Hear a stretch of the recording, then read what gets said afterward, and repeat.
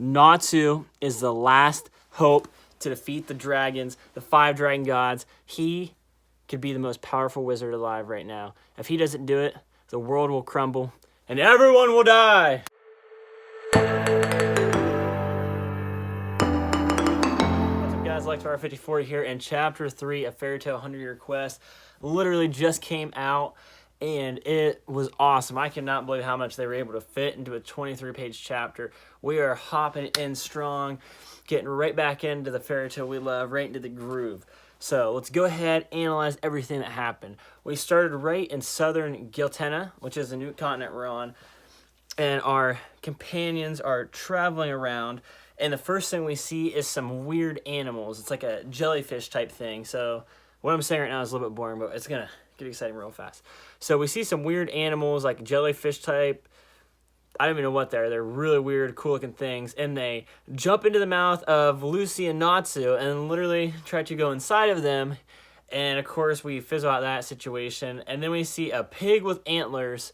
And then we see, like, a bird-fish type thing. So the reason this was included in this chapter was to stress that this continent is different and a complete new place that our gang is not used to. So it's a whole foreign land. None of them have been there before, and there's going to be all kinds of things that we haven't seen and they haven't seen, and just lots of surprises for us. So now we get to the good part. We have a flashback. We have Eleftheria, the wizard who founded the first guild, and we have flashback to the meeting he had with our fairy tale crew, and he figures out that Natsu is the one who beat Acnologia, and he's taken back and shocked, and he pronounces that Natsu and this group of wizards is the last hope to defeat the 5 dragon gods. Because if they can't do it, someone that's handled Acnologia, so this is presuming they are the strongest. He's saying, in a way, that they are the strongest group of wizards who have ever taken on the task, and possibly ever could, because no one's ever defeated an enemy, as far as we know, as strong as Acnologia. I mean, he's the strongest character in the fairy tale realm up until now. We don't know if the 5 dragon gods are more powerful. It's just said they're in the same power level, but there are 5 of them. It does seem like they're going to be elemental, that each one's going to represent a different element of some sort, because he goes on to tell us that the first one is a water dragon god, which I like that. I like one series. I know it's kind of used in lots of different series. I'm sure there's going to be, I don't know if there's a water dragon, there's probably going to be a fire dragon, which I guess that's pretty obvious, like fire, lots of dragons, so I don't know how that would work.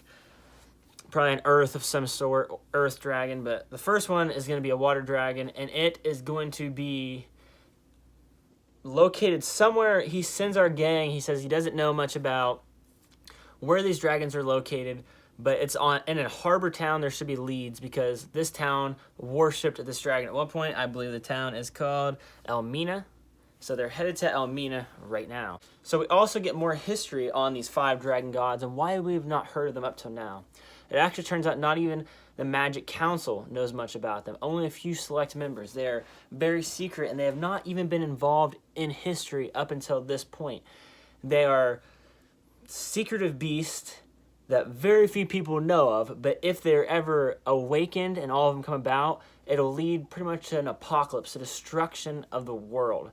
So that's why it's important they are defeated, and we need to destroy them, because I guess it's inevitable one day they're all awakened. I guess they're possibly just a ticking time bomb, because I don't know why we really just want to let them sleep if they're not doing anything right now, but it's whatever. I'm guessing that they have to be defeated, and we know that it's been over 100 years since the first time they have tried to have been defeated. No one's defeated even one of them. There is 5, and we don't even know their locations. So that gives me a lot of hope that Fairy Tail 100-Year Quest is going to last a long time, which I need some fairy tale in my life.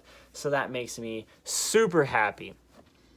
Now we get towards the end of the chapter. We've already had a lot of cool stuff happen. We're learning about the history of the 5 dragon gods. So we have Natsu and Gray having speculation on why Guild Arts failed, what happened at Guild Arts, and pretty much his progression, just all the mystery surrounding him in the 100-Year Quest. I'm sure eventually we are going to get more on this, but they're just kind of baffled. And then we're back to the flashback, and we finally get to know what the reward is for this quest. Because if this is the hardest quest that there has ever been in the world, I mean, what could the prize be? A limitless amount of money? Is it going to be just honor of completing the quest? what are they going to get out of this?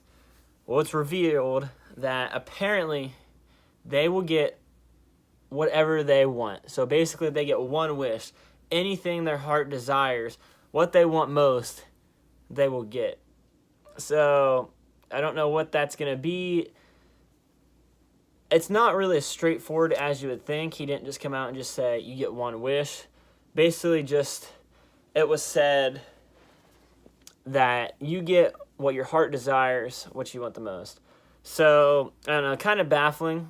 I'm assuming it's just going to be one wish, but you know it's not going to be that straightforward. If they complete the quest, they're not just going to say, oh, I want all the money in the world. So possibly, if it is an actual wish, we could see it being used to revive. So we might get some huge, shocking death. You know, most of the long-running series get one big death. Spoiler alert, even though I'm sure most of you know if you've seen these series, I'm going to say spoiler alert for One Piece. Like Ace dies in One Piece. Spoiler alert for Naruto. Jiraiya dies in Naruto. How many characters have died in Dragon Ball Z and all of that? Countless. Fairy Tail has not had a huge death, so maybe they're past due for one. I don't know, but it doesn't really seem to be the tone of Fairy Tail. We did have Urza's friends that she grew up with pass, die, but not really a major player in the series. We've had some near deaths, I guess some deaths that have been teased, but no trigger has ever been pulled. All right, so we get the name of the water dragon god, Mercifovia. Pretty cool name. And then we arrive in Elmina, and we see a character that two characters, and there's a guy and a girl, and the guy kind of looks like Jellal, but he's got horns. So I don't know if he's like a demon of Tartarus or what he's supposed to be. Really creepy and scary looking. And he's something. He says, "My water lord" or something to that sort. I don't know if he's talking to the girl, but he's reporting like how Natsu and Urza are in the town. So and the rest of the gang, we're gonna see some kind of confrontation between them. Apparently, they're gonna be the first antagonists. I'm sure there are people that don't want Natsu and the crew to complete this quest. There's obviously got to be antagonists and other people trying to stop them. They're not gonna be able to just magically go to these dragons. There's gonna be all kinds of twists and turns involved in the plot. The final thing, this had happened a little bit earlier in this chapter, but I had skimmed over it. We do get to see that Gajeel, Levi, and Juvia are going to have some part. I talked about that in my last video. I was hoping they're going to be more involved. So they're in detective uniforms, and they're going to do some research and investigating on Taka, the new guild member we were introduced to in the first chapter. Because if you remember, she mentioned Briar when she was talking about girls that have liked gray, and she was in the Avatar Guild, which was not a good guild. So they're going to do some investigation.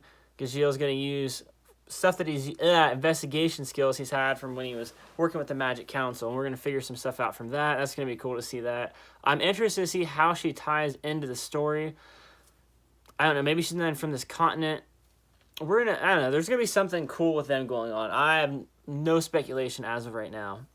But anyway, this chapter was great. Super excited for chapter 4. I was anticipating chapter 3 like crazy. So happy that it's out. The series has been going great so far. So thanks for watching this. Hope you enjoyed.